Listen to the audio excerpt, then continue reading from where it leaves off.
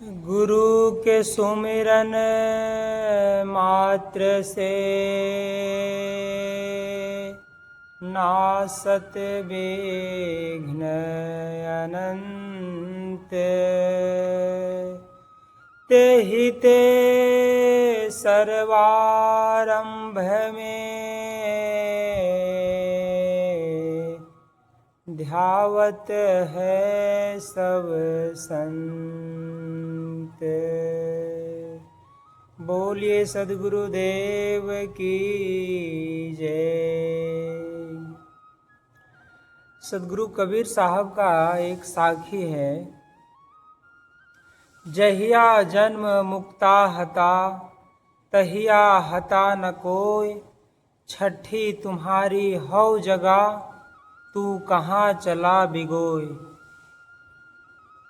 सद्गुरु कबीर साहब को ये साखी कब कहना पड़ा? जब मनुष्य ये पंच भौतिक शरीर को पाक लेता है और पाने के बाद में उसको ये पंच भौतिक शरीर में पांच जो इंद्रियां हैं, इंद्रियां के साथ एक छठा मन होता है। जब मन बिल्कुल अबोध दशा में होता है, मन बिल्कुल निर्विकार होता है, तो वो दशा हमारा बच्चा का दशा होता है, बचपन होता है। और बचपन में जिस चीज़ में हमें लगा दे उस चीज़ में ही हम एकाग्रता पूर्वक उसको अपने दिल दिमाग हृदय में बैठा लेते हैं और वह चीज़ मुझे जवानी बुढ़ापा तक याद रहती है।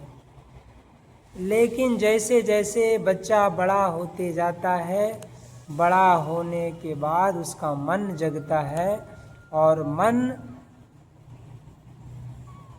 पौद्गलिक वस्तु के पीछे आसक्त होता है। मन को बहुत प्रकार की वस्तुएं चाहिए, इससे उसकी इच्छा की जागृति हो जाती है और इच्छा जागते चला जाता है और इच्छाएं धीरे धीरे अनंत रूप बना लेती है, अनंत चाहत बना लेती है, जिसके वजह से वो वस्तु हमें सहजता से नहीं प्राप्त हो। शायद हमारे पुरुषार्थ नहीं उतना हो तो वो वस्तु हमें नहीं मिलता है, तो हम कहीं न कहीं दुखित होते हैं अपने जीवन में। इसलिए सद्गुरु कबीर साहब बोले हैं, जहिया जन्म मुक्ता हता तहिया हता न कोय, छठी तुम्हारी हौ जगह तू कहाँ चला बिगोय। हे मनुष्य, जिस समय तुम्हारा जन्म हुआ था उस समय तुम स्वतंत्र थे, उस समय तुम्हें कोई इच्छा चाहत नहीं जगी थी। लेकिन जैसे जैसे जैसे जैसे ये छठो चीज आपको जवानी आया, पांचों इंद्रियां सही पूर्वक काम करने लगा, एक छठा मन की जागृति हुई और छठी तुम्हारी हौ जगह तू कहाँ चला बिगोय। फिर तुम पूरे संसार के दुनिया के चकाचौंध में दिग्भ्रमित होकर के झूठी सुखाभास के चक्कर में, झूठी विषय वस्तुओं के चक्कर में अपना जीवन को अंतवा गमा कर करके इस नश्वर शरीर को तो छोड़ता ही है, लेकिन आत्मा पे बहुत सारे आदत, बहुत सारे पाप कर्मों की धब्बा, बहुत सारे इच्छाएं को संस्कृत करके संस्कृत कर करके मतलब उस पे लेपित कर करके आप दूसरे शरीर को पाते हो और उसमें भी आपको वही चाहत होता है जो संस्कार, जो इच्छा आपने पाल करके इस जन्म में रखे थे। तो इसलिए हमें ज्ञान से, सजगता से अपने इस तथ्य को समझना चाहिए कि अगर हमें पांचों ऑर्गन, सेंस ऑर्गन्स सही पूर्वक काम कर रहा है, पांचों इंद्रियां सही पूर्वक काम कर रहा है और एक छठा मन है, तो मन को लगाम लगा करके हमें आध्यात्मिक विकास और हरि का भजन, भक्ति में अपना अधिक से अधिक समय को हम खर्च करें, जिससे क्या हो, हमारा मन विचार पवित्र हो और हमारे आत्मा पे लेपित कुसंस्कार क्या हो, हटता चला जाए, कटता चला जाए, उससे विच्छेदित होता चला जाए, ताकि हमारा आत्मा पवित्र हो जाए और हम एक सजग और सहजता से जीवन को शांतिमय बना करके जी सके। यही हमारा परम उद्देश्य होता है। मनुष्य जीवन ही एक ऐसा जीवन है जिसमें आप पाप कर्मों का क्षय कर सकते हैं, क्योंकि आपको ये जो मन है ना, मन बहुत बड़ा परोपकारी चीज़ है, लेकिन मन ही आपको नर्क के गर्त में भी गिरा सकता है।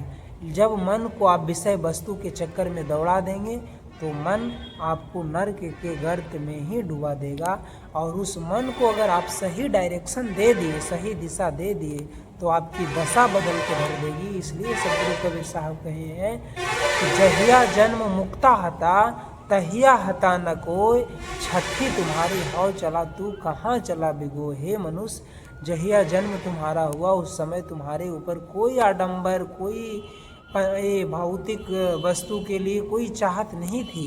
आप बचपना का चीज़ देखिए ना, आपको क्या बड़ा मकान नहीं चाहिए था, बहुत खेत पथारी नहीं चाहिए था, बहुत पैसा नहीं चाहिए था, भोजन चाहिए था, और हमारा कुछ संस्कार बचपना का कि खेल कूद में ही एकदम मस्त जीवन, मस्ती में जीवन रहता था।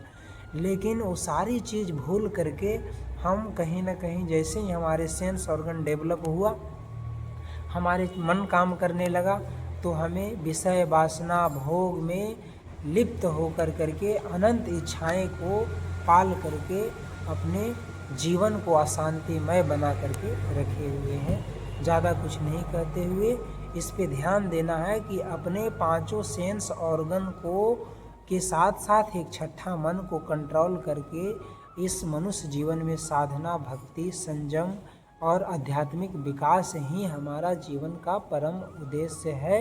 और इसको करने के बाद हमारे जीवन में स्वाभाविक रूप से शांति जीवन हमारा बीतने वाला है, हमारे जीवन में शांति आने वाला है।